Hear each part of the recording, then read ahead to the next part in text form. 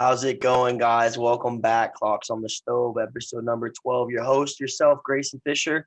Co-host, Big Meech. And then we got the Shimberg guest hosting today. What's up, guys? We got a lot to cover today, guys. A lot of sports. I'm excited to dig in. A lot of things have been happening recently.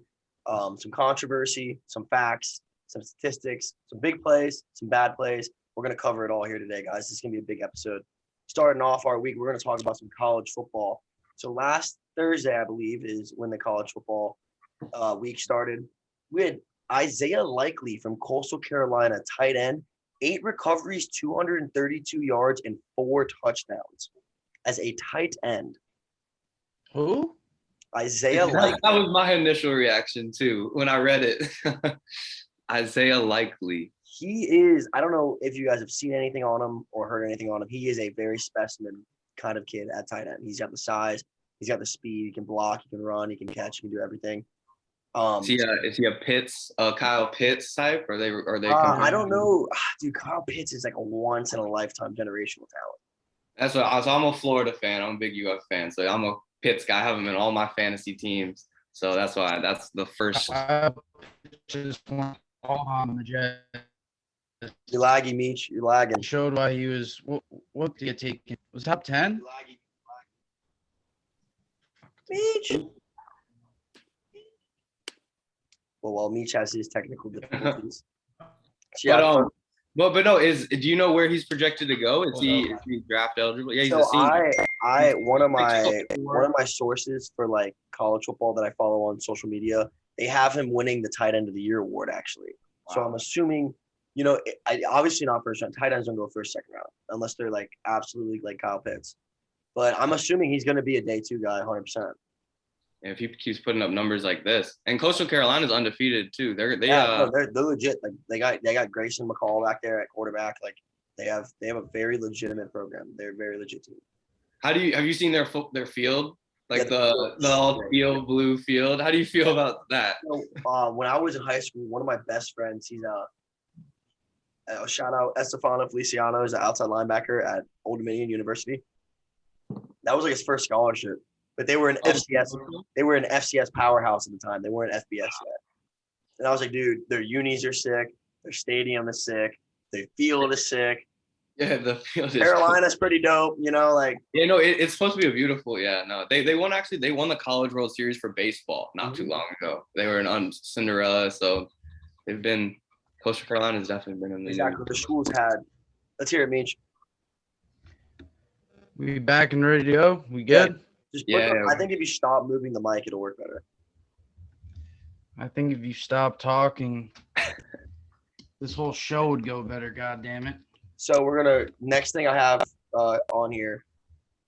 Next thing I have is obviously something that you can't bring up college football and not talk about. This is. The Texas A&M field goal winning upset over Alabama, 41-38. Emotion. Alabama's beatable. Hey, we know Alabama was beatable. I feel like the writing's been on the wall. Dude, I don't know about that. Alabama's pretty sick. I mean, they're sick every year, but this year especially, people thought there was no chance they were going to lose a game. But I like it too because that's the first time a Nick Saban assistant is being Nick Saban. Yeah, that was cool. Did you watch the game, Meech? I watched the end of it. Yeah, so they went up big time by like 21 points at half or something crazy. Don't fact check me, but they were up by like 3 scores. Then they came back and then TAMU hit that field goal. And I don't know, did you guys see the video of the field goal kicker's family watching him kick the field goal? No, It is. I definitely go look it up. I don't remember the kid's name, but you can definitely Google Texas A&M kicker girlfriend or mom and dad, and they're like on like the wall, like right in front of it, like their front row, like his whole family, like his sister, his brother, his mom, dad, girlfriend, and they're just like praying, and he hits it, and they start breaking down crying, and then everyone starts jumping and rushing the field. Yeah, that's the video. What's that mean? Cop just nailing the girl, just elbowed her straight in the face. Nick Saban. Yeah, the girl going like towards Nick Saban. Yeah. Yeah, that was hilarious. Dude, it's just crazy to me because I feel like every time that Alabama loses a regular season game, it's always to a team that's not that good. Texas A&M's not that good. They have they haven't been. They were supposed to be though. They were a preseason top 10 team. They're a preseason top 10 team every single year. They lose 3 games. They play a sorry team in a good bowl game and they win every single year in the history. No, I think A&M was overrated this year for sure. But they're playing with their backup quarterback, that Calzada. He wasn't supposed to be their starter. They were supposed to be good. They have the talent on defense and the skill position to compete. I think actually their tight end. We're talking about I think their tight end is actually supposed to be one of the best in the nation too. Weidermeyer, I think. Their running back is he's very good too. I can't remember his name. They have a receiver too. They talk about it every time they play. They're like they have a big 3. They get the ball. I just think it's cool, man. I feel like this is the Rattler got benched. We'll get to that. I think it's kind of cool that Alabama loses. I mean, they're obviously they're if they win out, they're going to the playoffs. That's right. Well, how about Alabama and Clemson? Both. It opens the door. Like we're gonna get the most fun college football season in a long time. Everyone complains. They're like, it's Alabama, it's Clemson every year. Exactly. And now we get. But I hate Georgia too. So. Yeah. I like the Iowa Cincinnati up there though. That's pretty dope. See, I'm rooting for Cincinnati. I am. I don't know if they actually have the players to it'd be tough. So moving on. I'm sorry. Yeah. You gonna say something? No, go ahead. No, you're good. So we had, in my opinion, the game of the week, but obviously it wasn't college game day because I don't know. We had number 3 Iowa beat number 4 Penn State by 3 points. You got Sean Clifford, Penn State quarterback. He went down and the game went completely south from there, man. They were in complete control the whole game, the whole time. He goes out and I don't know the backup, but he just could not run the offense. He couldn't do it. The Iowa Stadium rocks, though. I will admit that stadium it's a rocket stadium. Shout out my boy Dane Belton, free safety number 4, starts for Iowa. I don't know. What do y'all think about that game? So I thought Penn State looked like the better team before their quarterback got hurt on the road. And I believe they were up like 20-7. Yeah, they were waxing them. Yeah, and then and it was, and I think you actually told me you were like Clifford's out because I stopped watching that game. I was switching between a bunch of them, and then from there it really turned. But I think Iowa is a legit top 5 team though. I don't think there's a question about that. I got to shout out Iowa receiver Nico Regini. He's from like the town over in Connecticut. His mom works at the school I work at, so shout out. Hell yeah. And Iowa's number 2, huh? That's for real, for real? Yeah. Number 2 is. But this is my thing. This is what I want to say on it. I am no fan, in no way possible an Iowa fan. Okay. Yeah. But every time there's a team up there that people disagree, like they didn't beat anybody. Iowa has 2 top 10 wins. They have 2 top 10 wins. What more? Like, if you don't like them or not, regardless, you can't say they don't deserve to be there. They're undefeated with 2 top 10 wins. Yeah. You're telling me Cincinnati's beating Alabama tomorrow? Absolutely not. Right. No, I'm not saying that yet, but I agree with that. And I also think you can make the same argument for Iowa and Alabama. I think because, I don't. It's tough because it is when you start matching. But I guess that's what the college football playoff is for, right? You get the same play.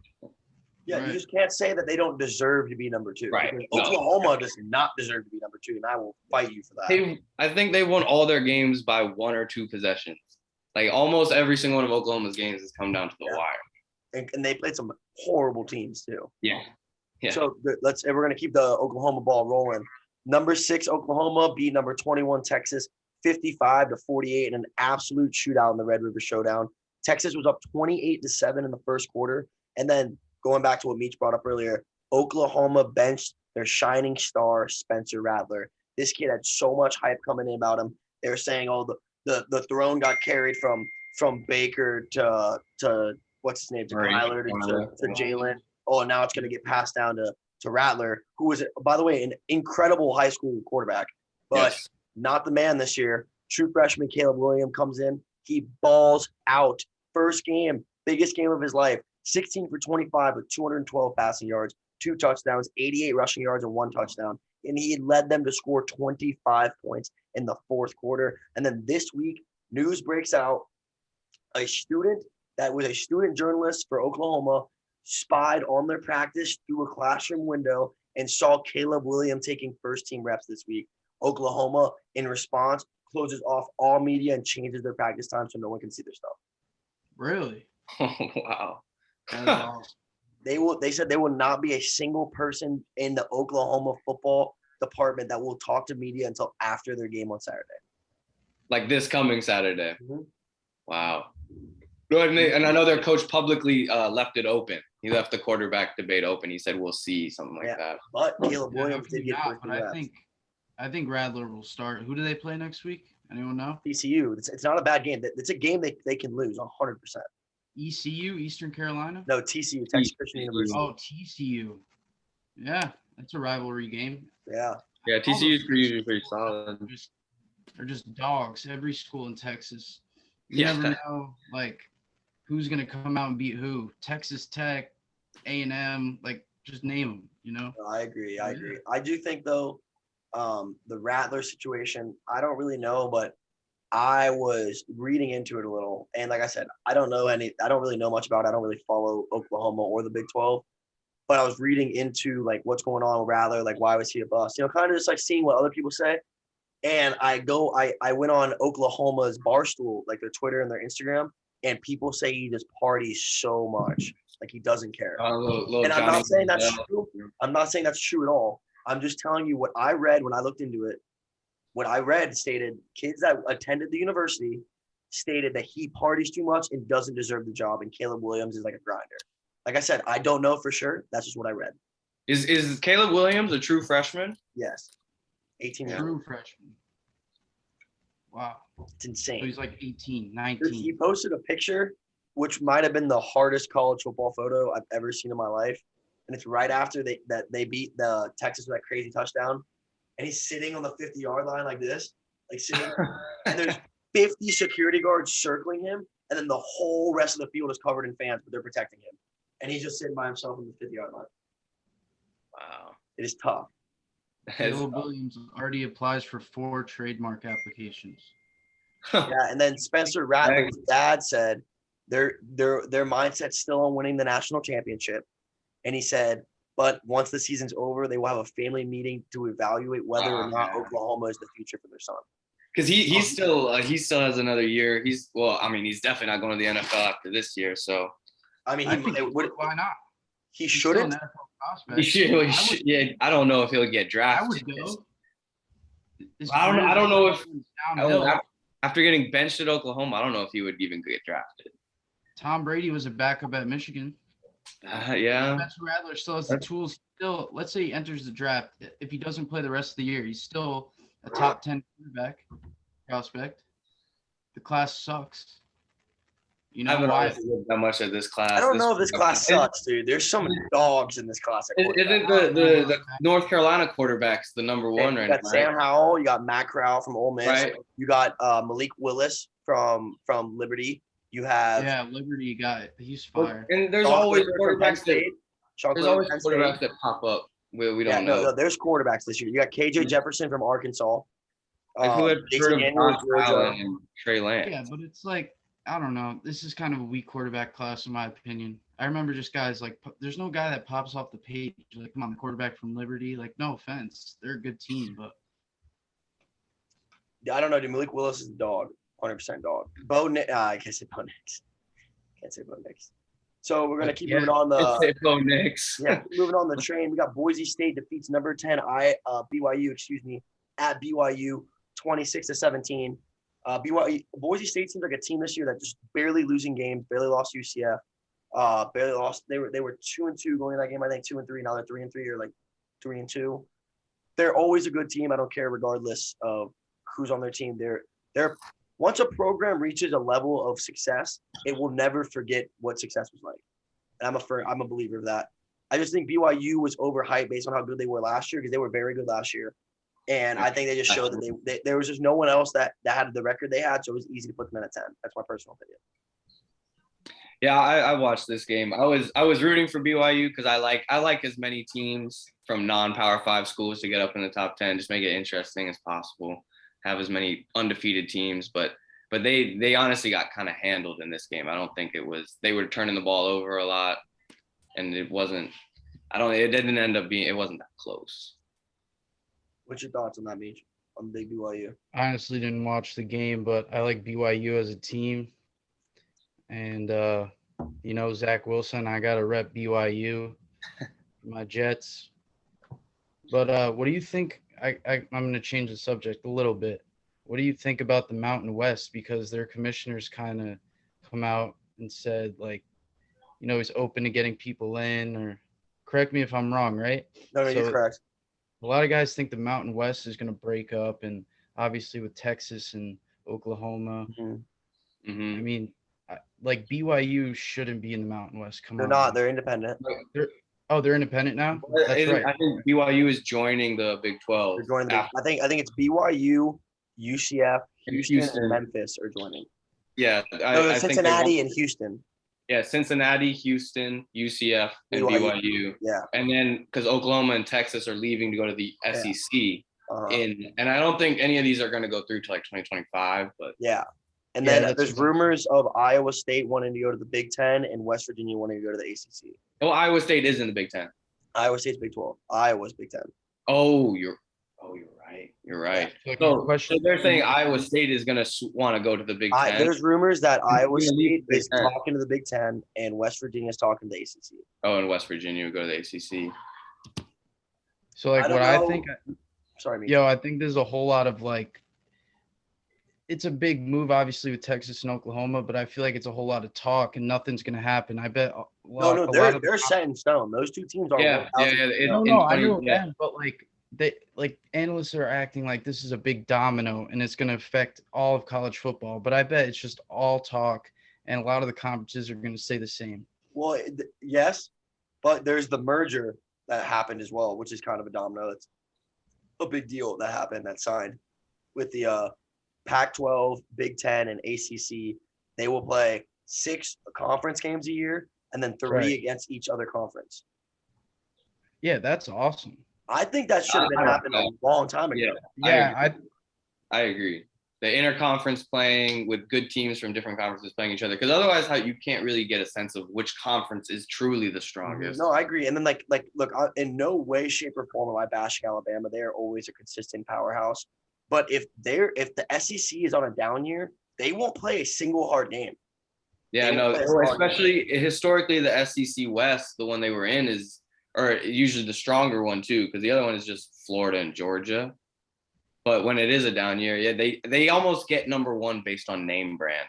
You know what I mean? It's like, it's Alabama. They're probably when it comes down to a toss up, they give it to Bama. Exactly. Yeah. So the only thing that sucks about that merger is for the lower schools, not in the Power 5. That's bad for Conference USA. Yeah, bad really for everyone, because really bad. If they always play each other, it's going to be even harder for them to. Exactly, because now what these schools are going to do, instead of playing like an 11-2 UAB team, they're going to play an FCS program because they know they have 4 ranked games in a row.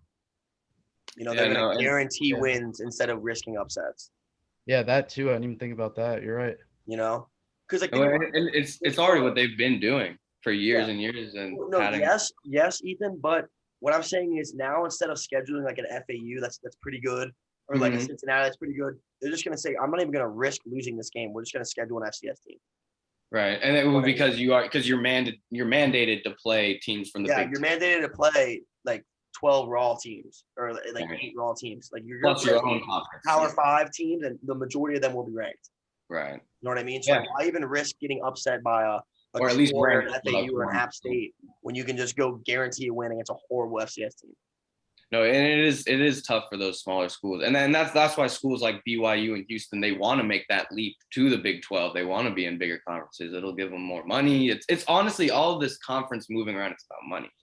Oh yeah, dude, it's a business before it's they go to whatever conference pays them the most or wherever they can get the most exposure. So moving on with that, we had the game of the weekend, in my opinion, was number 17 Ole Miss beat number 13 Arkansas in one of the best games of the year, 52-51.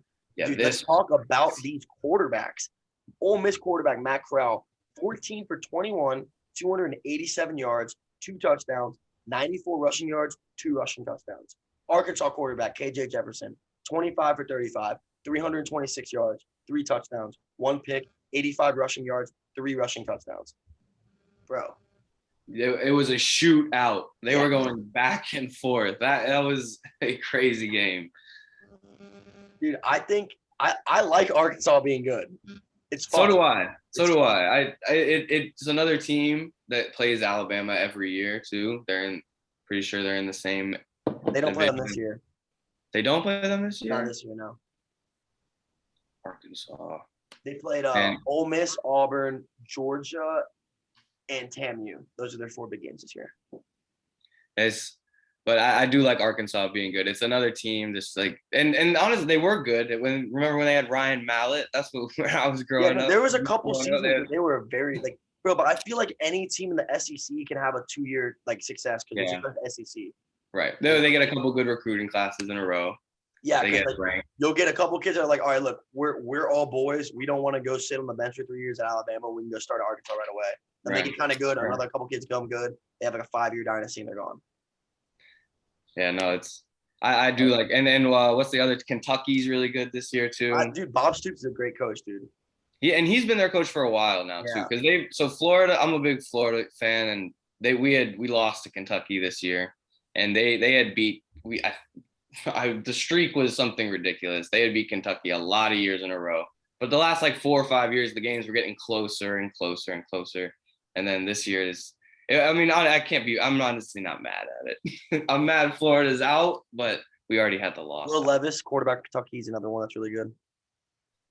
For Kentucky.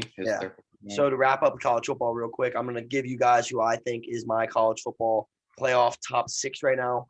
I would go Georgia number 1, Iowa number 2, Cincinnati number 3, Bama number 4. That's your playoffs. Your 2 buy-ins, I have Oklahoma at 5 and Ohio State at 6. I think a 1-loss Bama team has just done more and proven more than a undefeated Oklahoma team personally. And I think Alabama will still have opportunities to. Yeah, exactly. I don't think Oklahoma. I think if Oklahoma wins out, they're not guaranteed being in the playoffs. If they win out, dude, the way they've been playing, I'd put a 1-loss Alabama team or a 1-loss Ohio State team over. Yeah. So would I.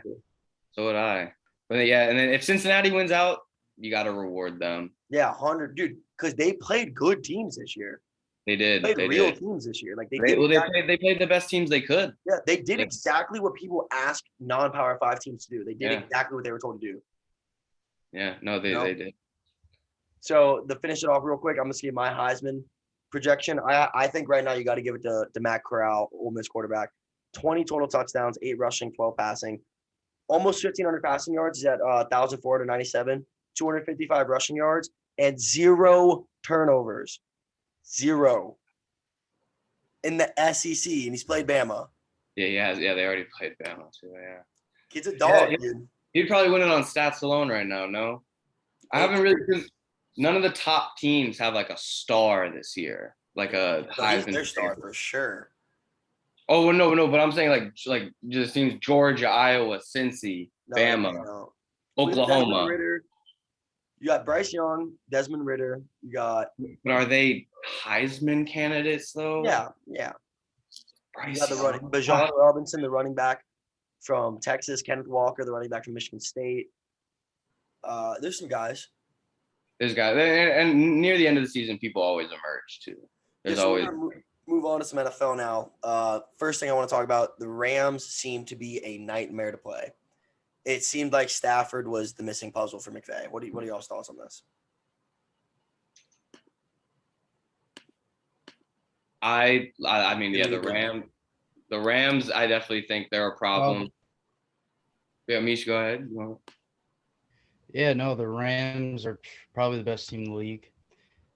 The thing is, last year I liked Jared Goff. I was a big Jared Goff guy, but that's proven me wrong, obviously.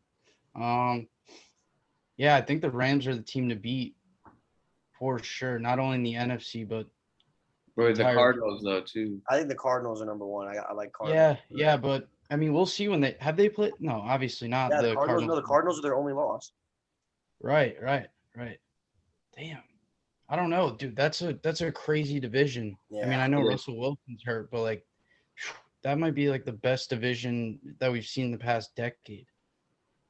Just especially historically, like the Seahawks aren't too great this year. But with Russell Wilson, they still would have been in playoff contention, I think. I mean, Yeah, I think so for sure. But Yeah. I like Trey Lance too. I think he'll be all right. I do But too. I think he's not ready. no, Definitely. I feel like But, Jimmy G still got another year at least in him, a mhm. couple of years. Oh, Yeah, I think they're Like, rushing that a little. I feel like they're rushing that. Like what has well, he done? Jimmy G was hurt. Jimmy G was hurt last week. I know, but what has he done yeah, to lose his job? He took him to a Super Bowl. No, nothing. No, you're No. right. But he's gonna be like an Alex Smith. He's gonna bounce around the league and he's gonna continue to get replaced by like a more talented quarterback. So I feel dumb, like. dude. So dumb. yeah, He's he is like an Alex Smith on the same team too. Yeah, no, there you go. Yeah. And then Alex Smith was on the Niners, replaced by Kaepernick, Chiefs, replaced by Mahomes, and then he got hurt on Washington. But. Yeah, so I'm gonna let Meech have his moment right here. So the Jets and Giants both win they both lose after they won last week. I thought they won this week. No, both lost. I don't know how you don't throw in the New York sports because that's the only thing I wrote on this entire page. But Damn. yeah, I went to the Jets Titans game. We got the dub. Most hyped I've ever been at a Jets game. And the Giants happen to win too in the Superdome. No one saw that coming. And we go to London and get our asses whooped. Kyle Pitts looks like Kyle Pitts. Yeah, How the many Kyle Pitts receiving big yards draft. did he have? He had to have at least 150. Matt Ryan was on fire.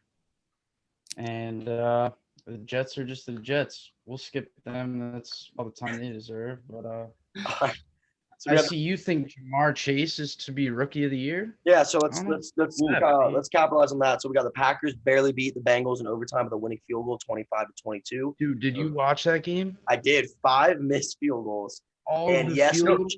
I do Across the think whole Jamar league. Chase is looking to whole be the offensive league. rookie of the year. In Yeah, this Yeah, game, but that game. yeah, in the game, he had 6 recoveries, 159 yards, and a touchdown. This season, he has 23 recoveries, 456 yards, and 5 touchdowns with almost 20 yards average. How do you not give him offensive rookie of the year? Oh yeah, Yeah, right. I don't know if you put that up. Did Justin Jefferson win offensive rookie of the year last year? No, Justin Herbert did. Oh, Herbert did. So that's the thing is if No, but Herbert's in the AFC. What rookie quarter? Dude, there's no. no, rookie quarterback you're right. No, anymore. there's none. That's why I'm trying to think of other rookies that are showing out I this think year. Jamar Chase is the guy. Zach It's only Wilson. offensive though. I'm not saying. Oh, not Zach Wilson. Come on, bro. Not Zach Wilson. No, you're right. None of the first round quarterbacks are having a season like that. But I mean, yeah, and it's because the first round quarterbacks are Trevor Lawrence and Zach Wilson. Trey Lance isn't Yo, even but close. that game was nutty. If y'all watch that game. No, I did. So I saw Crosby missed a field goal. Then McPherson missed a field goal. Then Crosby missed. And then McPherson missed. Awesome. Oh, it was not The awesome. fact that it was You have Mason McPherson Crosby on too. your team. Yeah, legend, a freaking legend. I Yeah. know. No, it was crazy across the whole NFL. People were missing kicks left and right. It was Wasn't there like a high of missed field goals this season? Was this weekend? I think a lot of them were extra points too. Like people were just. Yeah, there were a lot of missed extra points. I I think think it's the 49ers kicker missed a couple of them. What do you think, Meech? What do you think is like the reasoning for that? What, for missed field goals? Yeah, like an obsessive amount of missed field goals. Oh, that's just plain luck. Like that's just plain a lot of kickers shit the bed that week. It's not skill. Like we know they can kick the freaking Right. field goal. Dude, Maybe it like was windy. kicking is crazy. Like when I would kick in high school, you'd walk into the game and your balls just freeze, dude. I couldn't even imagine at an NFL game. Like in front of 1,000 people, it's way harder to kick a field goal in the game when there's people coming after you than it is in practice. Yeah. Even against a scout team, it's different being in a game. So No, for sure. Yeah, it's psychological. like they make it look easy, but it's ridiculous. If you Yeah. watch those guys warm up and kick in real life, if you ever like go right next to them, it's like they're golfing. Like they're golfers, how technical they are. Yeah, they can make Like- any field goal they want if there's no pressure. I mean, yeah, they're pretty much automatic. I'd say, just kicking like against nothing, just practicing warming up, pretty much automatic. But For sure. So moving on with that, Lions lose another game via game-winning field goal. Dude, I'm not a Lions fan in any way, and I'm not even a Jared Goff fan, but I really like Dan Campbell. No, they're playing hard. They are playing. They are like really trying. Like they're not half-assed. Yeah. And I'm in a survivor league where we pick a team to win every week, and if they win, you move on. If they lose, you're out. But you can only use a team once. And I picked the Vikings last week to beat the Lions, and I was sweating watching that field goal. Well, first they went for 2 to. It was the Lions are playing hard. They're not gonna go winless for sure. No, they're not. They might go winless, but I think he's got them. They go 0-17. No, not winless. No way. I meant like they're not gonna have a winning record. Team I've ever seen. Yeah, I mean they're playing because they don't even have a bad quarterback. That's the thing. It's like they got DeAndre Swift. I mean, their team's decent. They have I don't know about their defense. Defense kind of suspect. Quintez Cephas from Wisconsin at wide receiver. Cephas, yeah, I've heard his name a lot every time you turn their games on. Dude, I'm saying like I really like Campbell, and I think he's taking them in the right direction. Problem is with the graveyard team, dude, it's so hard, man, and no one's trying to be like, yeah, I want to go live in Detroit, you know. They need to build. I mean, I just don't think Jared Goff's been to a Super Bowl though, so if they build the team around him well enough, I guess they've proved like you can take him. Yeah. I don't disagree with you there. So we got the Eagles beating the Panthers 21-18. Sam Darnold played like his Jet self, 21 for 37, 177 yards, 1 touchdown and 3 picks. Jalen Hurts runs it in for the game-winning touchdown, runs up to the Carolina Panthers fans, hits the Cam Newton Superman on their face. Did he really? Yeah, he went. It's kind of stupid because Cam Newton hasn't played there in like 3 years. Bro, he's paying tribute to Cam. Yeah, that's so dumb. I disagree. I thought it was hard. I thought it was hard. Jalen Hurts. That's what he does in his first touchdown. Yeah, he sucks. That was game-winning touchdown. What? It was the game-winning touchdown. I don't give a fuck. That's what you do? Get out of here. I thought it was hard. I think Carolina's overrated. As fuck. They have a good defense. Their defense is going to keep them in most of their games. Yeah, Carolina, but I don't think they're as good as they've been playing. I think they're going to be as good as Sam Darnold is. And Sam Darnold, I don't think is he played well the first. I mean, he had 5 rushing touchdowns in like 3 or 4 games. That's not sustainable. Like he's not going to. Yeah. He's not. But with the Panthers, they have a very good defense. If McCaffrey comes back healthy, they could. He's not. You don't. You think he's gonna come back and get hurt again? Yeah, I think him and Saquon are injury prone. Saquon definitely is at this point. It's safe to say that. I think McCaffrey's injury prone.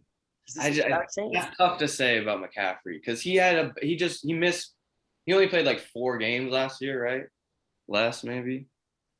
Yeah, I wouldn't call him injury prone. Like he's kind of had some crazy injuries, but I could see why you'd say that. But I don't know. He played a full season. Played a full season a couple times. Yeah. No, for sure he has. It was last season was the first time he got hurt, and then this year he just got hurt again. Now this year was crazy though. It was a fluke.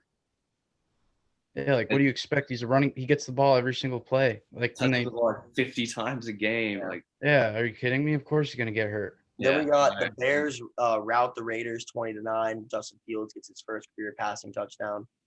The Chargers the Bears need to fire their coach. That shit's a joke. Matt Nagy. Yeah. He's about to run another quarterback out of Chicago. Chargers. He's might ruin Justin Fields. Yeah, he might He sucks ass. Like I don't know what they're doing in Chicago. That team. Dude, and they have good players. No, they do. They do. Allen Robinson is Khalil Mack. Well, but Allen Robinson hasn't done anything this year. Because they don't get him the ball. It's I was gonna say who's crazy. I don't know why. He is very good, but he can't, if they don't throw him the ball, he can't do nothing. Right. I like Mooney too. Darnell Mooney's pretty good. Montgomery's hurt right now, which is unfortunate. But then you got the Chargers beat the Browns 47-42 game of the weekend. Chargers are a real threat, and I'm gonna say right now, early prediction: if it's not Kyler Murray, it's Justin Herbert for Offensive Player of the Year. 26 for 43, 398 yards, MVP. 4 passing touchdowns, 1 rushing touchdown, and 0 turnovers. He is a stud. He Justin Herbert. He's a beast. I mean, is he a top 5 quarterback? Like hands down already. Like I heard someone said that the coach at Oregon should have been fired 5 times over for what they did with Herbert. Like for how they used him at Oregon. for how they used him. Yeah. Because I didn't watch a lot of Oregon games. What do you when he mean? was I thought there. he looked good at Oregon. Not like what did they do? They didn't do anything. They weren't ranked They when he weren't was under a there. team. Yeah, they were under. I mean, he beat Wisconsin in the Rose Bowl. Okay. Yeah, Well, there you go. That's pretty good. Like he could have been, I don't know, I guess that doesn't matter now, but he was Yeah. always touted as a quarterback recruit like since he stepped on campus. Like I remember hearing about Justin Herbert. Well, he was a big name recruit, and he stayed home to play at Oregon because that was his dream. yeah, and he You gotta respect that. That's cool. how about Dolphins fans, man? How do you give up Herbert to get Tua? Yeah. That's awesome. Yeah. Well, hey, and I'm a Washington fan, and I love Chase Young, but we could have had Herbert too. We drafted True. Young instead of Herbert. We got Cardinals in a boring ass game beating the 49ers 17-10. Yeah, this was not a good game for fantasy managers. So boring. Yeah, you'd think that's a weird looking score for those two teams. Yeah, right? Very weird. I didn't even watch that game. I watched some of it, but Well, Trey Lance really had trouble moving the ball. He ran the ball like 10 times. Like they used him as a semi running back. Kyler Murray, the Niners did a very good job of shutting down the Cardinals though. That was the best defensive performance against them. Then we got the Bills handled the Chiefs 38-20. Josh Allen. Every year he looks more promising in my opinion. 15 for 26, 315 yards, 3 touchdowns, 1 rushing touchdown, 0 turnovers. Is it the Bills are legit or the Chiefs just ain't it no more? No, the Bills are legit. both. Ooh. And the Bills are legit, dude. No, the Bills are legit. What's going on with the Chiefs, though? Chiefs defense ain't what it used to be. That's it. That's the They're difference. even worse. They're even worse than they used to be. Yeah, exactly. Way worse. They were never great, but They were like decent. Their Super Bowl winning year, they were decent. yeah, well, and they've been serviceable. They had good players, but yeah, no, it is tough. It's tough. It is curious to watch. I think the Chiefs will get it going though. I don't think they're washed out. Yeah, I just think when you're that good for that long, everyone is studying the fuck out of you, dude. That's true too. So like every game they play, even if it's the Jets, they're gonna have so much study on them. You know, like that's we're talking about MMA in a little bit, but like when you see like guys like George St. Pierre and guys like Jon Jones and guys that never lost their belt ever, it's like holy shit. Because every guy in the division, when you're a top 5 fighter, you have like 8 to 9 guys looking at you. When you're the number 1, you have every single motherfucker in the world studying you. And it's the same thing with the Chiefs, I feel like. You know? No, but the thing about the Chiefs, their offense is so creative and they run so many different things that I don't even know if that's a problem. Like they come up with a new game plan every week, but yeah, I get what you mean. It's the same core group of players and you learn how to, play against them. There's only so many things they can do on offense. So, and then we I had don't know. I think they're going to get it together. Was the Ravens game the Monday night game, right? Yes, that was game. Crazy. Ravens come back from 22-9 against the Colts to win in overtime, 31-25. Lamar Jackson, in my opinion, is the most clutch player in the NFL. 37 for 43, 442 yards, 4 touchdowns, 0 interceptions. Yeah, he is balling. Yeah, he is. He's taking it upon himself to put that whole team on his back. Yeah, and he gets so much criticism, dude. I don't know why. He's literally proven that he can play quarterback in the NFL. Because I think anybody that's still questioning that, that's no, we're way beyond that. It's just last year that people think he kind of fell off a cliff, but he just had a spectacular once-in-a-lifetime MVP season, and he wasn't going to do that. But like, dude, it's still Lamar Jackson. He's still top 5 quarterback in the league, in my opinion, easily. How about Marquis Brown too? Is playing up to his potential. Oh, Hollywood, yeah. Yeah, he's playing as because everyone was saying give him a receiver, but they had one the whole time. I guess. Yeah. So there you go. People were saying Hollywood was washed up. Like my buddy dropped him in fantasy, and then I'm like, why would you ever drop Hollywood Brown? I don't care who's on your bench. Yeah. You know what I mean? Dude, but like imagine, so like, look, they're doing this now. Imagine if J.K. Dobbins didn't even get hurt. Oh, and Gus Edwards. Yeah. They had like 4 running backs get hurt before the year started. And one of their starting DBs. Yeah, no, I think they're still banged up on defense. They're definitely the Ravens. But I think they win that division. I think honestly, it's them and the Bengals fighting for the division because the Steelers are not the What Steelers. about the Browns? The Browns. Oh, I forgot about the Browns. That's a slept-on division. The Browns, honestly, That's the a Browns slept-on division right there. It is. That division's good too. Hell yeah. Yeah. Like, the Steelers would be good last. I completely forgot the Browns were in that. Honestly, the Browns might win that division. Yeah, I think they will too. Like head to head, I think they match up really well. I think they beat the Bengals twice. I think they beat the Steelers at least once. And then wait, and I'm blanking on the last. Oh, Baltimore. Those will be good games. Yeah, those are gonna be very good games. Very, very good games. So let's get into some of the drama that's going on in the NFL right now. Starting off with the Urban Meyer case. What are we thinking about that? For everyone that doesn't know, he got caught at one of his bars, restaurants that he owns in Cincinnati, Ohio, wearing an Ohio State football jacket and was dancing with college girls, and it got caught on video. And there's already been a lot of stuff going on. He canceled the team meeting the next day, and then he canceled media the day after that. And then instead of addressing the team as a whole, he did position meetings to apologize. And the thing that's going on right now is people saying, like, you're not like I personally think he should be gone. He has no respect from his players. None of them want to play for him. Excellent college coach, not a good NFL coach whatsoever. Your team is down. You're 0-6, 0-5, and that's what you're doing the day after you lose. Like, bro, come on, dude, that's not good, man. That's not what you should be doing. And like me and Shin were talking about a little bit earlier, but I wanted to keep more conversation for the podcast. When you're a college coach and you need discipline and you need structure, you have a scholarship rolled over their head, you have a starting position rolled over their head, recruitment. They're still kids to an extent. Yeah. When you are an NFL coach, there is money and they are grown fucking men. They are your age. They are your age. They do not give a fuck what you say. Yeah, they do what they want. Exactly. When they leave, like when you're a college coach, you're more of like a father and like a teacher. But when you're an NFL coach, you're more like a guidance. Like you're like guiding them in the right direction. You're not going to force it. You're going to like guide it. So that's what I personally think on the Urban Meyer scenario. I think he's going to finish out the year. They're gonna have boosters or something, pay him out, and he's going to go to USC. That's my personal opinion. Y'all say what you think. What on the situation? Meech, you want to go first?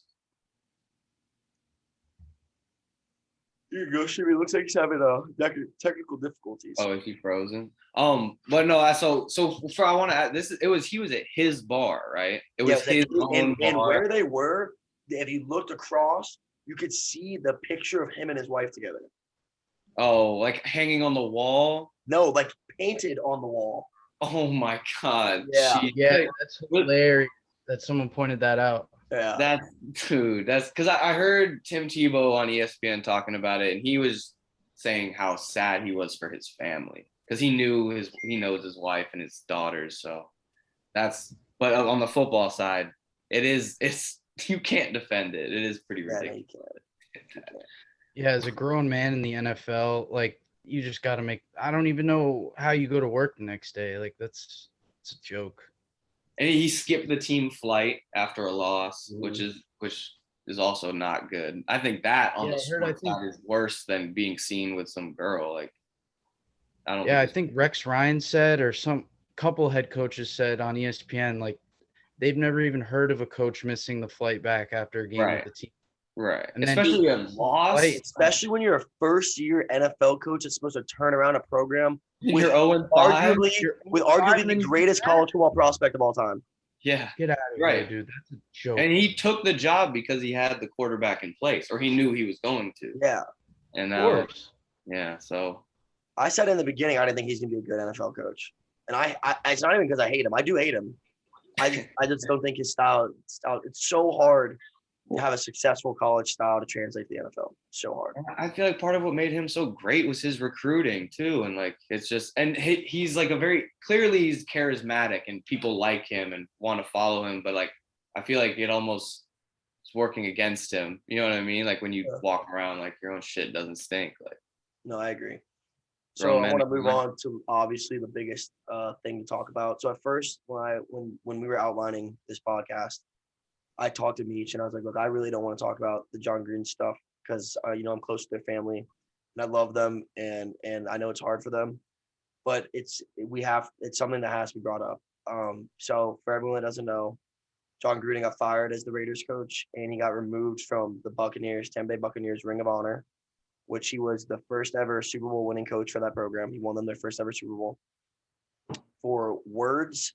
I'm not gonna go too deep into it, but for mean words that were said 11 years ago in private emails to coaches and GMs, like a giant email chat. And he also was not an NFL employee. So before I let you guys give your opinion on it, all I gotta say is there's men. And look, before I even go into this, and I just gave my opinion because what I just said was facts. So that's unarguable. Before I go into my opinion, what I want to say is every person has a First Amendment right to say whatever they want to say and whatever opinion you want. You may not agree with what I'm about to say. You may disagree with what I'm about to say, but you have to at least respect my opinion that I'm entitled to have my own opinion.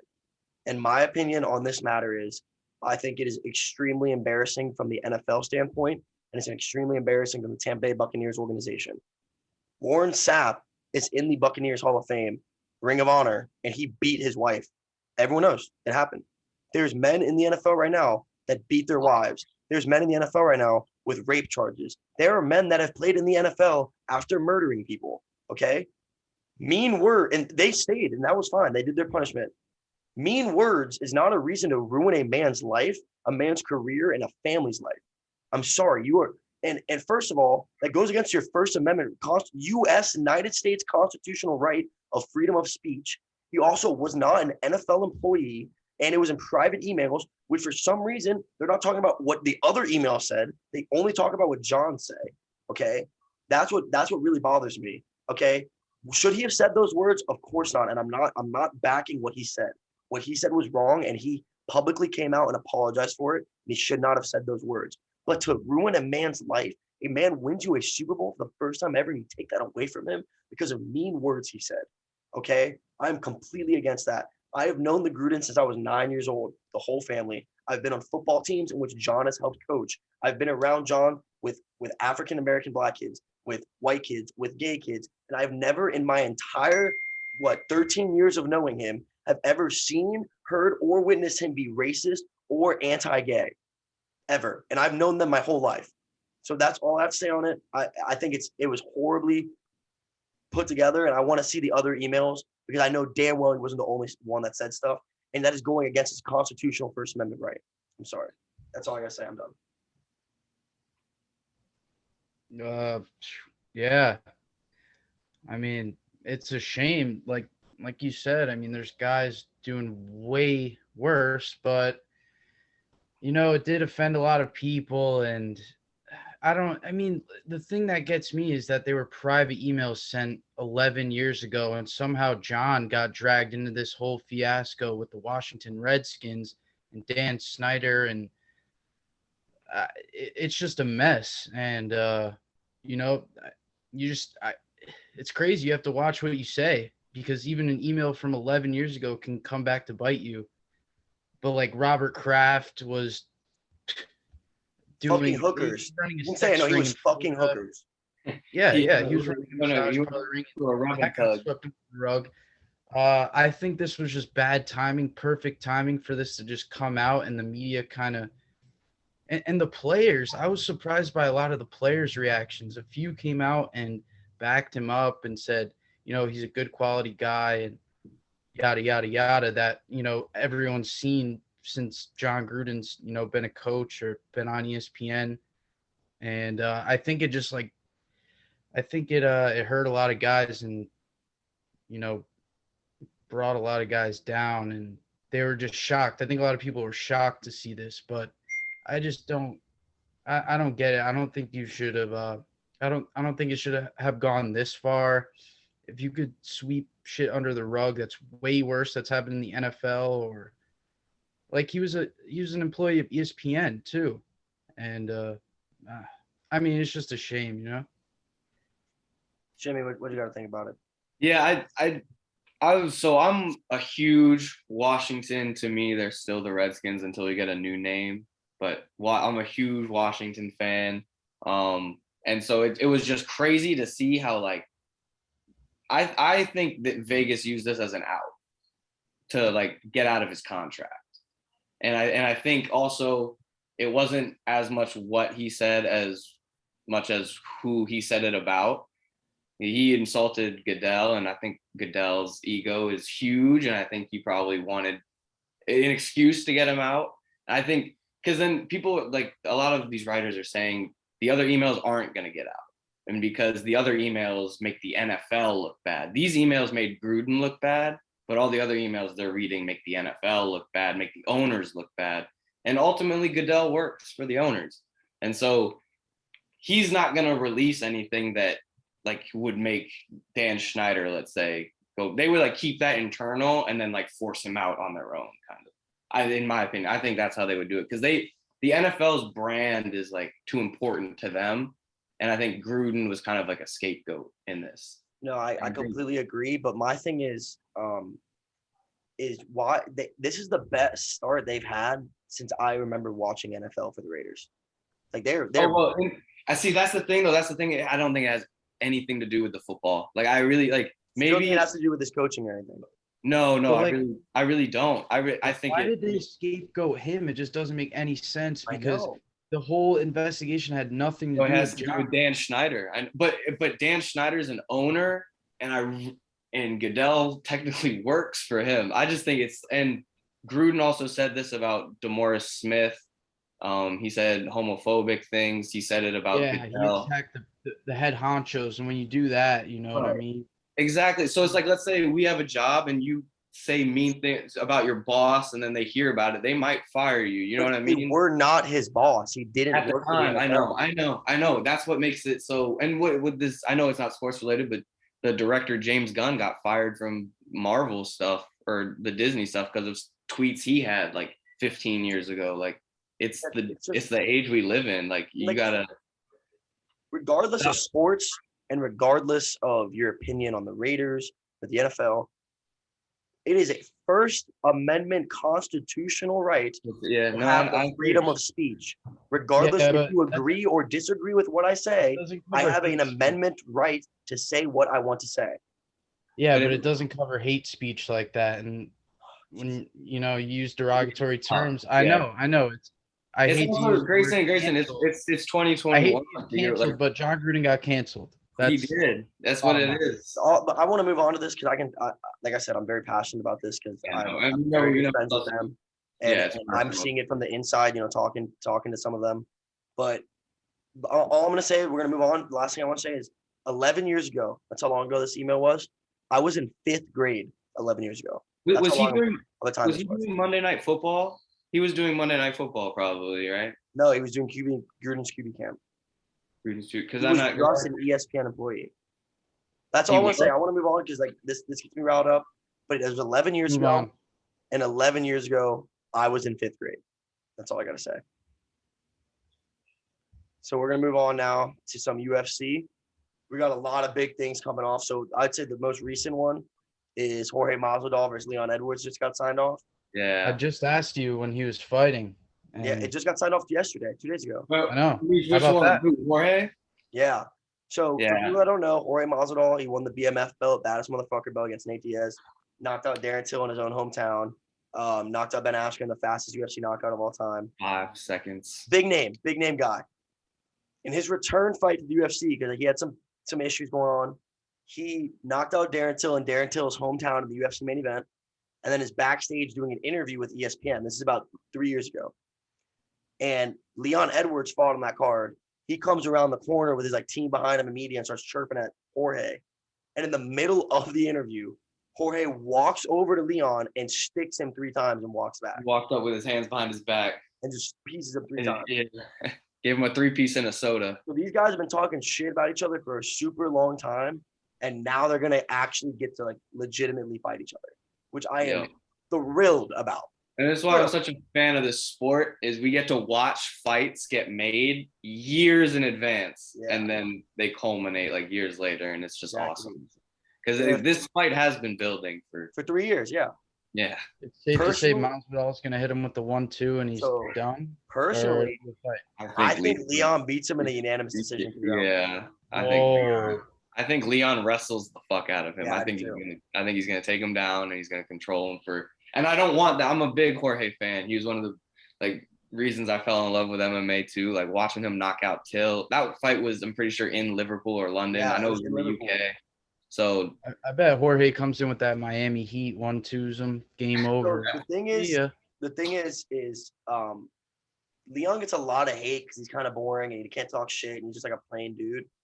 But on ability and skill, the motherfucker is really good. I want to see him fight Usman again. He deserves really, really good.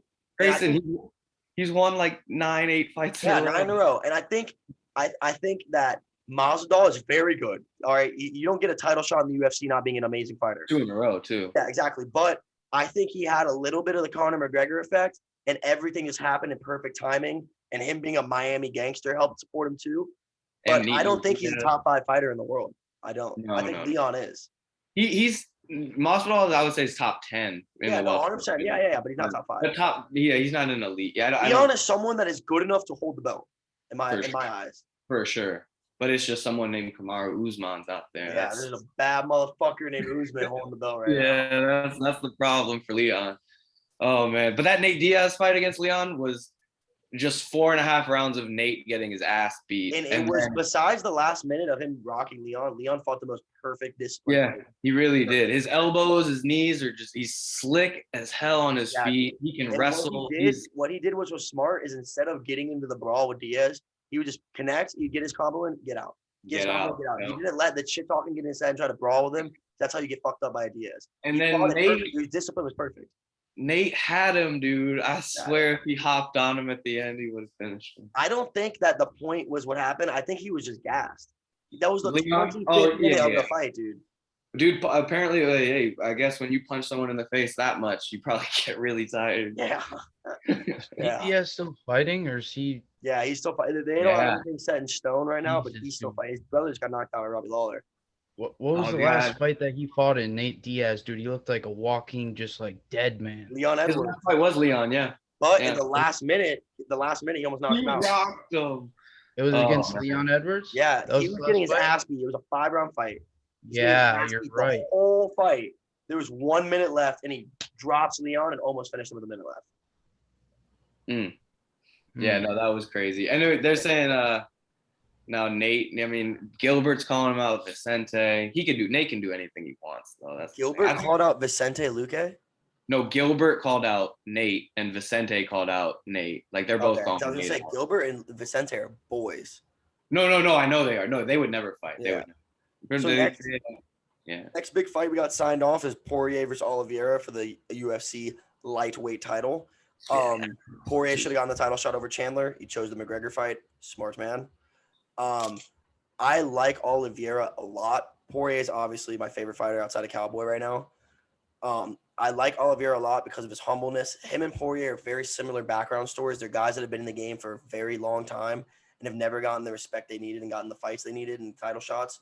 So they both earned this fight 100%. There's no doubt about it. You cannot say they didn't earn it. And the other thing real quick I like about Oliveira is he lives in the same villa in Brazil that he was born in, and he financially supports all the families in that villa. Tell me that's not fucking awesome. That is cool. This man, he's a horse. Like he's. I've seen the video, like the embeddeds of him down there. He's in the country. He could be living like he lives in a shithole because he's so thankful those people helped him that he gives back to them instead of going and living in a mansion. So there's no way you don't respect that kind of guy. But I think Poirier finishes him within 3. Personally, I think Poirier's. I think it was Khabib. He could finish him in the first. I think it was Khabib, and then Poirier and Gaethje, and then everyone else. Yeah. Oh, what about where do you put Dariush? Because I think he's underrated. But I think he's not top 5. You don't think he's all right, no, Islam's better too. Yeah, I think Dan Hooker's better also. You think Dan Hooker and Dariush would be a crazy That'd be a war. They should war. That would be an awesome fight. No, because Dariush has been knocked out. Dariush is a dog though. Much respect to Dariush. I'm not taking anything away from him. No, I know. I was just throwing him in as a dart. Like I'm just playing devil's advocate with the 5. But So going now on to the drama side of things, Chuck Liddell gets arrested earlier this week for domestic violence.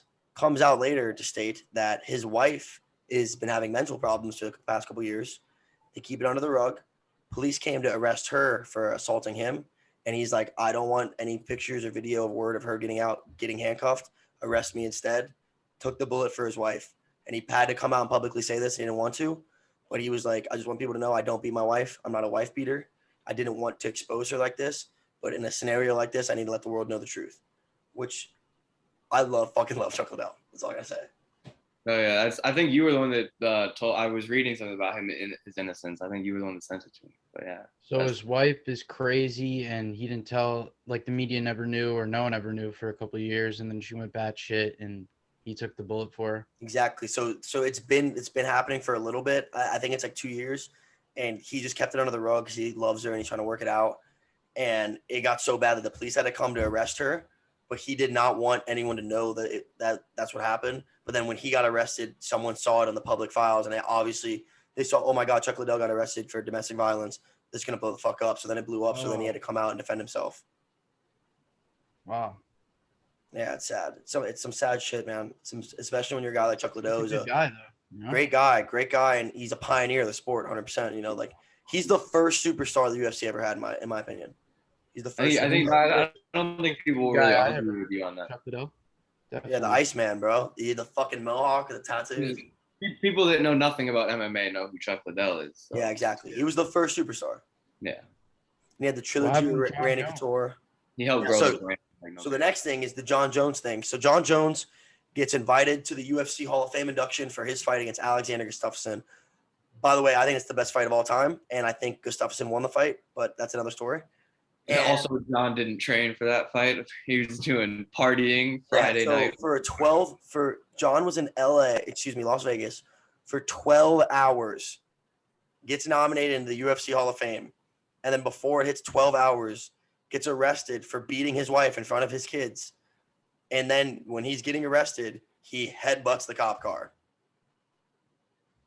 Wow. And dents it with his forehead. There's When was no this? words. This was last week.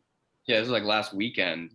Yeah. So Chuck Liddell is a saint, and Jon Jones is fucked. Yeah, and it's Both got the crazy same because charge, if completely you've been different following, situation. Jon Jones has been bitching out Dana for about a year now, not getting his pay worth, all this. You can't do that no more, bro. There's no more of that. That's over. Said to Dana White, they've been going at it for a while now too. Well, that shit's over. Dana won. So What? I Well, didn't see how that they're not going to release him either. They're going to hold his no, contract. they're gonna hold him. Yeah, they're gonna hold him because Yeah. they know Bellator will pick him up in a second. Oh, in a hot second. And then the other thing is, so he got suspended from his gym. Yeah, So that's he's- what I was gonna bring up next. You want to explain Yeah. that real quick, Ethan? Yeah, so it was just his coach, Mike Winklejohn, right? Yeah, Jackson Wink. That's the gym. Yeah, in the Las Jackson Vegas. Wink MMA, or in New Mexico. New Mexico. Yeah, excuse me. Yeah, Albuquerque. It was, I want to say he was like on air. He was probably doing an interview with like Ariel or something, Ariel One, and he was just saying how once he heard about Jon Jones' daughters being the ones asking to call the cops, he was like, he has daughters, a wife, he teaches women self-defense, like, so he said until you stop drinking and get your shit together, you can't come back to the gym.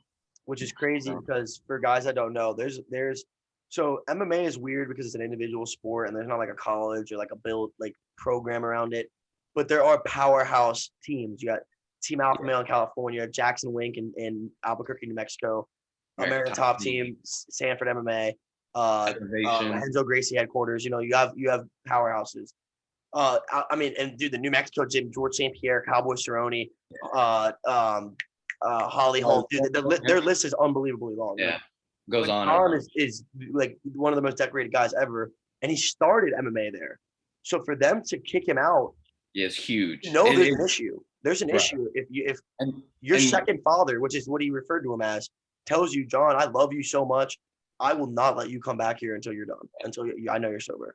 And Winklejohn was saying is like he was saying how Jon has a lot of yes men around him. Mm-hmm. And he was like, it's time for me not to be one of them. So. Exactly. And it's sad, dude, because he didn't want to do that. None of them wanted to do that. They love him, bro. Like When you spend that much time with someone, they become family to you. But at the end of the day, it's bet. And everyone was freaking out about it on Instagram and Twitter. And I was like, do you blame them though? No. They've stood by him for every stupid thing he's ever done. And now he does the stupidest thing. And they're like, no. And you're going to be mad at them? Like, no, dude, I am completely on their side. Like, if anything, you could argue they did it a little too late. Yeah, exactly. No, but it needed to be done. There was no repercussion that he received yet that scared him enough until this.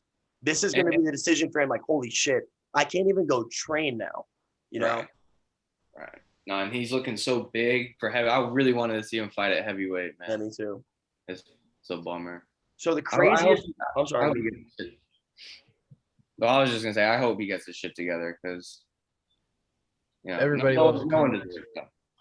MMA is more fun when Jon Jones is relevant. 100%. Yes.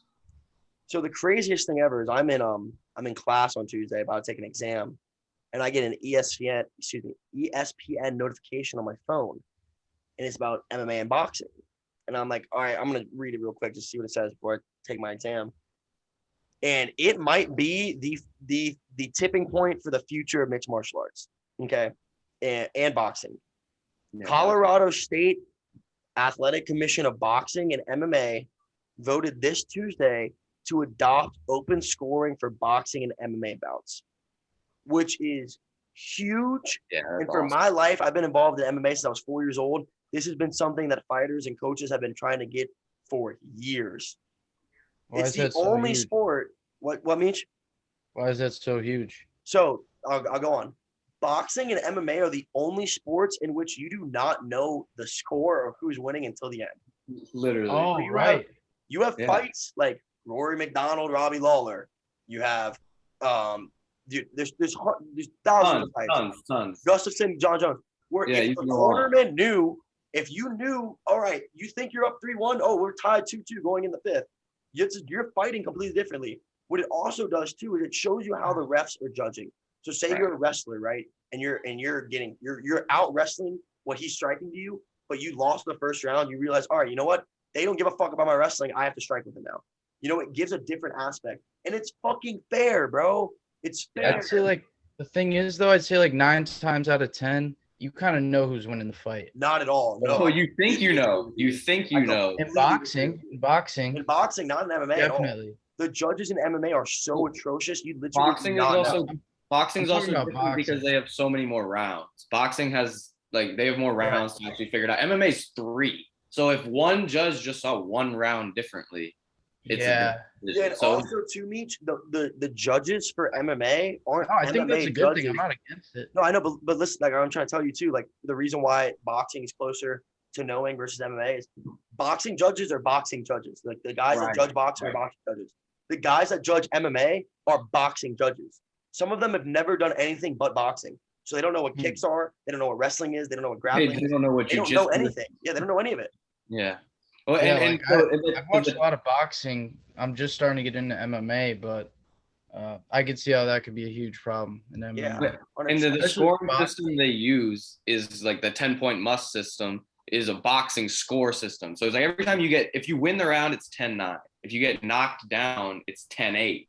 2 knockdowns, 10-7. But in MMA, it's not a direct carryover to MMA. Yeah, There's so many different ways to do offense in MMA than just knocking you down. You can get taken down, you can get controlled on the ground, submission attempts. There's so much more. That's like having football and rugby use the same scoring. Yeah, no, literally, yeah. Exactly. Bro, if you've never wrestled or done grappling and you watch a Khabib or you watch a Brian Ortega, you might be like, oh, this is so boring. But they are completely dominating the person they're fighting. And when you can see it too on the ground when someone's on a different level, it's beautiful to watch because it's awesome. But they don't understand it, so they just sometimes flip a coin. But I think if you open scoring, they're gonna have to change the judging, and it also you can't stop. There's no more robberies because now you're gonna see this judge sucks. Well, there'll still be robberies, but we'll see them coming, and we'll be like, "Yo, they've already after the first round, if they have open scoring, there'll be many times where we'll be like, yo, they messed that up. They got to get this round back or something." So I'm in favor of it. I think it's gonna happen everywhere eventually. It's only a matter of time. So now we got The sport- boxing. Oh, I'm sorry, what were you saying? No, you're good. Go ahead. Moving on to the boxing. I hate boxing. I don't like anything about boxing, but I do love me some Tyson Fury, baby. Love me some Tyson Fury. I like Tyson Fury boxing. knocks out Deontay Wilder in the 11th round. Completely dominated him. Wilder got some good looks in. But what bothers me, bro, is this is a third time he's beaten him in my eyes. Second time he's knocked him out. And they're still How many making times did they excuses. fought? They fought 3 times. Get the fuck out of here, dude. Like, that's why boxing sucks now, because everyone sucks. No, I agree, bro. But the thing is like, No, yeah, it's Wilder's so team is political now. still making excuses for why he didn't lose when he got knocked the fuck out. Like, When you know what, unconstituted. any excuse they make now is diminishing his. It's taking Yeah, away it's from pity. his No, it's pity. performance. It's pity. I Because say hop in the he octagon. performed so well in this third fight. He showed so much heart. I thought it was like his. I mean, the first fight he did get outboxed. He knocked him down. He lasted the whole fight at least. But the second fight was a pitiful Yeah, performance. second This fight was manhandle. Like, don't ruin this performance by making excuses for it. Like, he went out on his shield, which is what he said he wanted to do. Yeah. He said he fired his coaches because he wanted to go out on his shield. He got to do that. So don't. And he Move knocked on. him down twice. Like, he fucking fought him. He had a chance, man. Yeah. He really he was looked out on his feet, or maybe he was just exhausted for a lot of the fight. But he did have he had his chances, man. So It was- for the big controversy that everyone that doesn't know MMA or know boxing is, they're saying that Tyson Fury, when he got his gloves, he slipped it so that instead of his hand being at the top of the glove, it's in the Making, like, middle of the glove, so there's no padding and it's straight knuckle. So what I want to say as a current MMA fighter is that is completely impossible, because when you go to fight, I'm an amateur MMA fighter and I go through these protocols. right? When you go to get your hands wrapped, you have a doctor that feels your hands. They clean them off. They X your hands. Then you have a doctor watch your hands get wrapped. Then they feel your wraps. They X your wraps. Then you have a doctor watch you put your gloves on and take your gloves. Then they feel them and they X them off. And then right before you walk out, the same doctor feels you again. And then right before you walk in the octagon, they feel them again. That is 6 times your gloves are I was checked. gonna say they would never let that happen. Never. That is 6 I've times. never even heard of that. And in the Six highest times. level of boxing, Deontay had somebody watching this too. Somebody from Deontay's team is in the room when he's getting his hands. Yeah. There's no And way they're there's- not watching. There's cameras. There's doctors. Like, Yeah, it's that's why I'm saying it's just I hate the excuse. They gotta just let the performance speak for itself. yeah, there's 'Cause no even way that happens. That's such a dumb excuse. the costume. They're actually saying. What do you say, Meech? That's what they're actually saying. Yeah, That's they their said it for excuse. 2 fights in a row. Yeah, they did say it the last time. There was like video people trying to break it down how his gloves were like flopping and it's ridiculous. End of the day, though, the even earth it is flat. didn't Fuck happen. out of here. Yeah, it didn't happen. But either way, if it did happen, he's still landing a punch. You're still Yeah. not defending it. Yeah, he still Regardless, he's knocked still him landing a out. punch. He still knocked him out. Yeah. Yeah. I don't know, but So what do you think Fury fights next? see, that's what I was gonna say next. So my good friend Booger McFarland, we were texting the other day after the fight, and he was like, "What do you think's gonna happen now that Joshua lost?" And I was like, honestly, I don't think Fury is fighting for legacy anymore. I think he personally, I think he cemented himself as the greatest heavyweight of all time. I think he's just fighting to not ruin his legacy at this point. I don't think he has anything more to prove. He just has to not fail. You know. So you think he just wants to get undefeated? He just wants to finish undefeated. Exactly. He doesn't have to prove anything anymore. He's beaten everyone. He's knocked him out. He's done his job. But And Joshua's not even a question anymore because Joshua's he not in lost. question. And to the guy Usyk. that beat him, what's his name? Usyk. Alexander Usyk. He's a cruiserweight. Yeah, he's too Moving up. small. He's too small to beat Tyson Fury. Yeah, way too small. Tyson Fury had 40 pounds on Tyson Fury's the Deontay. best He had heavyweight like of all time. I think he's the best heavyweight of all time. Yes. Sorry to cut you off. No, you're good. I think he's the best heavyweight of all time, personally. Who's number 2? Ali or Mike? Bro, yeah, I'm just thinking, but like we never even got to watch them fight, man, and it was so different back then too. No, yeah, but dude, I just think the size mixed with the footwork, the speed, the head movement, and the power. He's all so combined. good. Tyson Fury is so good. Dude, he No, is you're- the size. He's the size of freaking like an NBA player with the weight of a lineman, but can move like Lomachenko. Yeah, Unbelievable. It's like a video. it is. No, it is. It It's really is. unbelievable. And I think he's no one on the docket for him can really beat him. Andy No. Ruiz, Usyk, Joshua, like those are the 3 next best heavyweights in the world. No. Like, so And the thing is, if you put him up against Mike Roy Tyson, Jones Jr. heavyweight. I think Best ever. I think if you pair him Fucking against, up Tyson Fury. I think if you pair him with Mike Tyson in his prime, I think he just stays on the outside and outboxes him. Yeah. Oh, Mike Tyson was a small heavyweight. Man. Yeah. But that was also Mike Tyson was just power. But Tyson Fury's 6'9", 280. Like that's insane. That's pretty. 6'9"? Yeah, dude. Deontay's 6'7", like 240. So Shimmy's gonna give us a little rundown real quick. MLB playoffs started. Go let him talk a little bit. Yeah. So I'm a huge baseball fan. That's what I played I played football too, but baseball was my main sport. And so I just want to give a quick shout out to the Red Sox. Beat the Rays, who were the team in the MLB with the best record this year. They beat them in 4. I know Grayson's from about a bunch of Tampa friends down here, but yeah. So that was huge. I think the Rays style is built for the regular season. Our good friend Zach Watts and I, we were watching the game together. We were talking about it.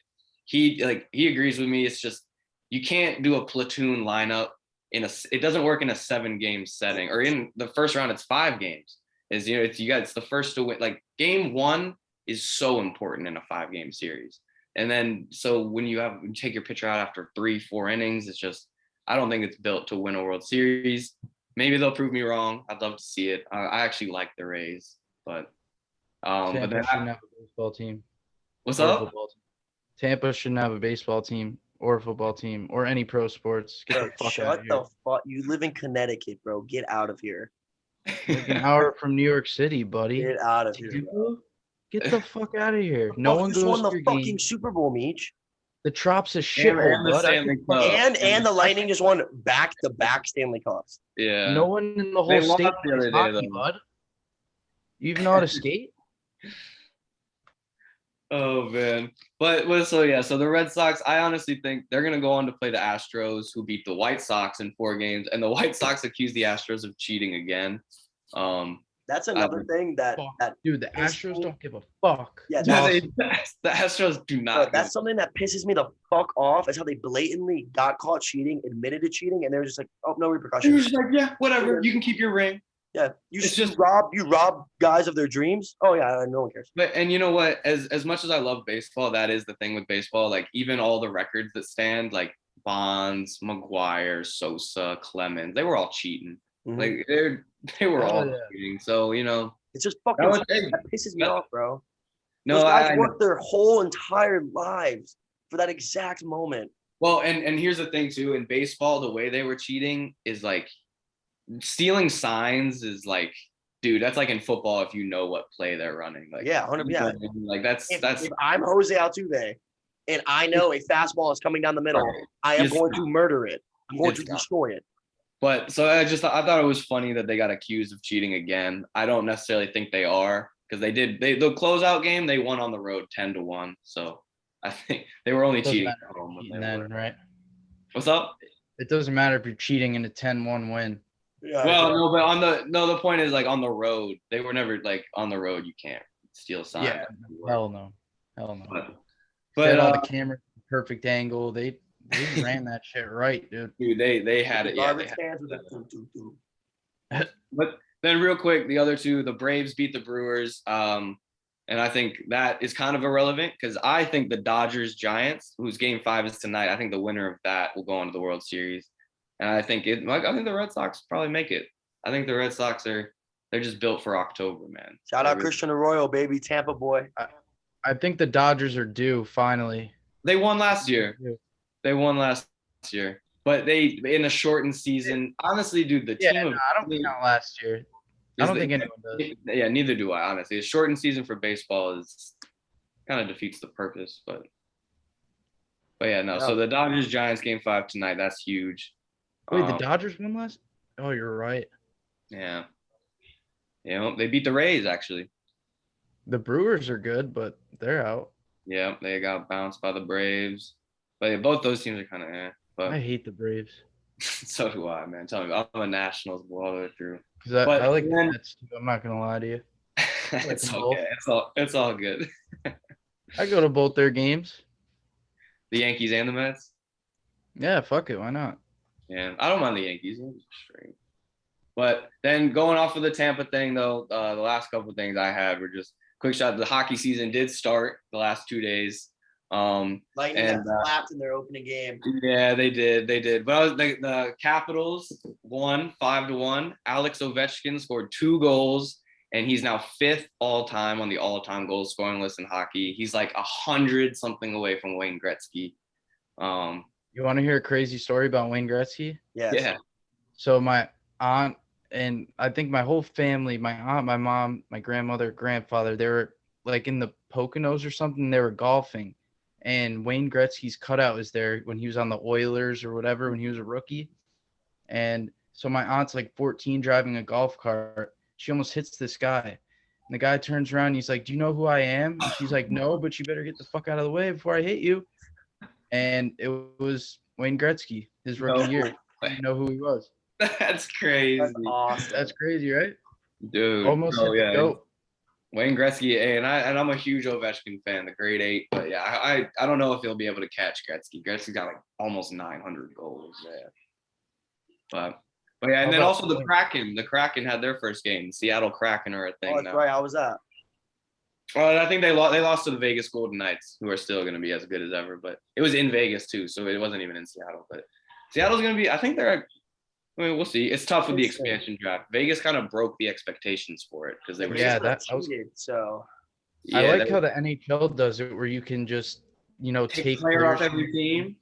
Yeah, like how many do you get to protect? Like 6, 5, like something like that. Yeah, so you had 2 options. You could either protect like 3 defensemen and 5 forwards, or you could protect like 7 total players from any position. Yeah. And like you could protect 1 goalie. And so then Seattle you could take 1 player from each team. I like how it works. Cool. It was really fun. I was reading about it, like how the salary cap with it works and all that. It's cool. And we'll be like, yo, like we want you to take this guy from us. So it's cool. Yeah. Shimmy, thanks for coming on this week, brother. Really appreciate it. Thank you guys for having me. Everyone, thanks for tuning in. We'll be back next week, episode 12. Thank you guys.